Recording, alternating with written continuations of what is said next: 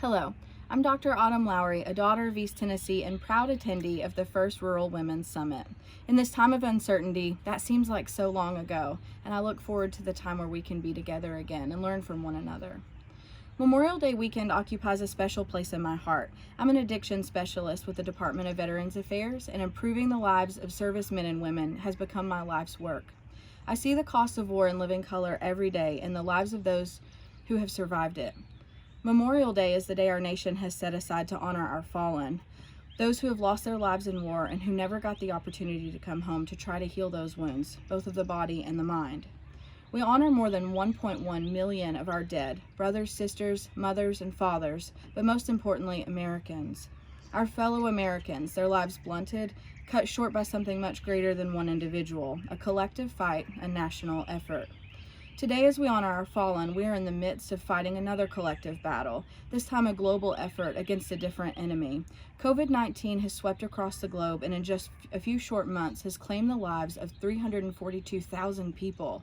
In America alone, and as of today with numbers continuing to climb, over 97,000 Americans have died from COVID-19. That's almost triple the amount of deaths caused by the flu in the 2019 season and almost double the number of American lives lost in the Vietnam War.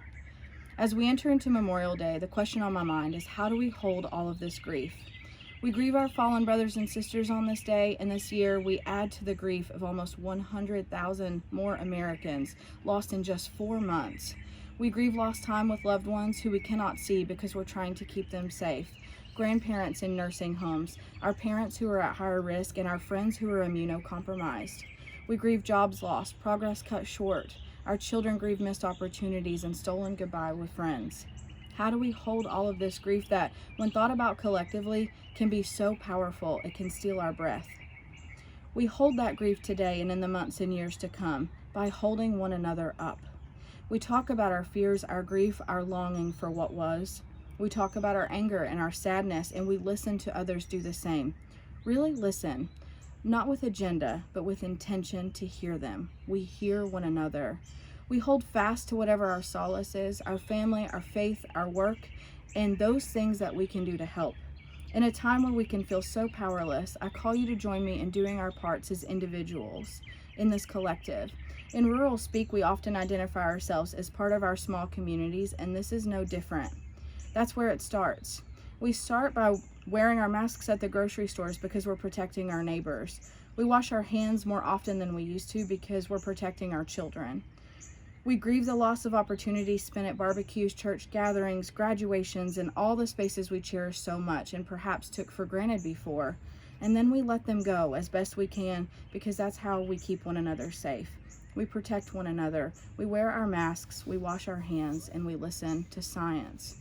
Grief is a fickle thing. It isn't easy, and it has no timeline. It comes and goes as unpredictably as seasons in East Tennessee. Today, as we pause to offer space for grieving all our fallen soldiers, I invite you to join me in grieving all of them and the rest of it, all of it. I also invite you to join me in hope toward a safer and more certain tomorrow for us, our neighbors, our communities, and our nation. Hope and grief, they can and do coexist, and together they can help us honor all we have lost and guide us as we walk forward toward that which we cannot see just yet.